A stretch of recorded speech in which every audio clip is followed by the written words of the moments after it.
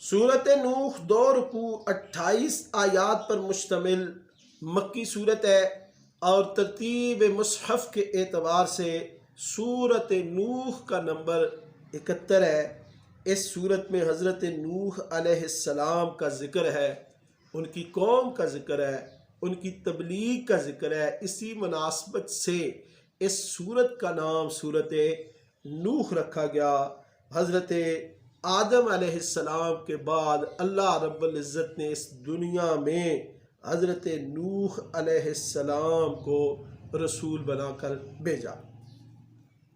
اللہ رب العزت نے فرمایا انا ارسلنا نوحا الى قومه ان انذر قومك من قبل ان یأتیہم عذاب علیم۔ ہم نے نوح کو ان کی قوم کی طرف بھیجا، انہوں نے فرمایا لوگو اللہ کی عبادت کرو، اسی سے ڈرو، میرا کہا مانو، اللہ تمہیں دنیا اور آخرت کی کامیابیوں سے نوازے گا۔ قوم نے ان کی بات نہ سنی، نہ عمل کیا، تو آپ نے اپنے رب سے عرض کی قال رب انی دعوت قومی لیلا ونہارا فلم یزدہم دعائی الا فرارا۔ میرے رب میں نے اپنی قوم کو رات دن تیرے دین کی طرف، اپنی اتباع کی طرف، تیری توحید کی طرف دعوت دی، مگر میرے ہر بلانے پر انہوں نے اظہار نفرت کیا، اپنے کانوں میں انہوں نے انگلیاں ٹھونس لیں۔ اے اللہ میں نے ان کو مجمع میں جا کر سمجھایا، ایک ایک آدمی کو الگ الگ کر کے سمجھانے کی کوشش کی، مگر یہ نہ مانے۔ میں نے ان سے کہا لوگو استغفروا ربکم انہو کان غفارا یرسل السماء علیکم مدرارا ویمددکم باموال وبنین ویجعل لکم جنات ویجعل لکم انہارا۔ اے لوگو اپنے رب سے گناہوں کی بخشش مانگو، وہ تم پر موسلا دہار بارش برسائے گا، تمہارے لیے ہر طرح کی رزق کی فراوانی فرما دے گا۔ میں نے ان سے یہ بھی کہا کہ تم اپنے رب کی عظمت کا خیال کرو، جس نے تمہیں پیدا کیا، جس نے آسمان بنائے، چاند بنایا، سورج کو ساری دنیا کا چمکنے والا چراغ بنایا، جس نے زمین سے نباتات اگائیں، اسی میں تمہیں داخل کرے گا، اسی سے تمہیں پھر نکالے گا۔ اس نے تمہارے لیے زمین بچھائی اور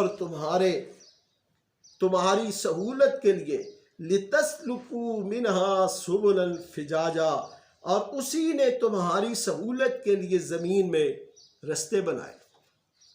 پھر دوسرے رکوع میں اللہ رب العزت نے فرمایا قال نوح رب انہم عصونی واتبعوا من لم یزدوا مالہ وولدہ الا خسارا، کہ حضرت نوح علیہ السلام کی اس واعظ و نصیحت، اس دعوت و تذکیر کا قوم پر کوئی اثر نہ ہوا۔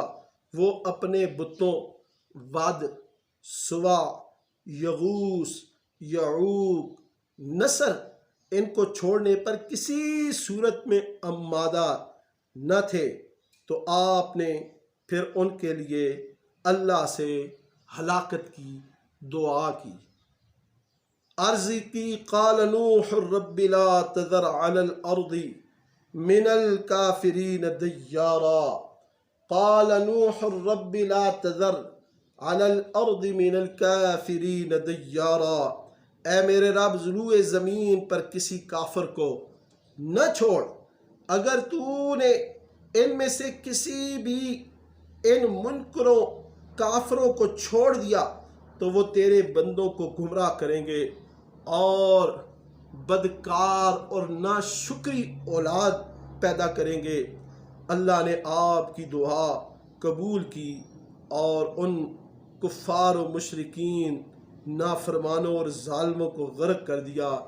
پھر آپ نے اللہ کی بارگاہ میں دعا کی رب اغفر لی ولوالدی ولمن دخل بیتی مؤمنا وللمؤمنین والمؤمنات ولا تزد الظالمین الا تبارا۔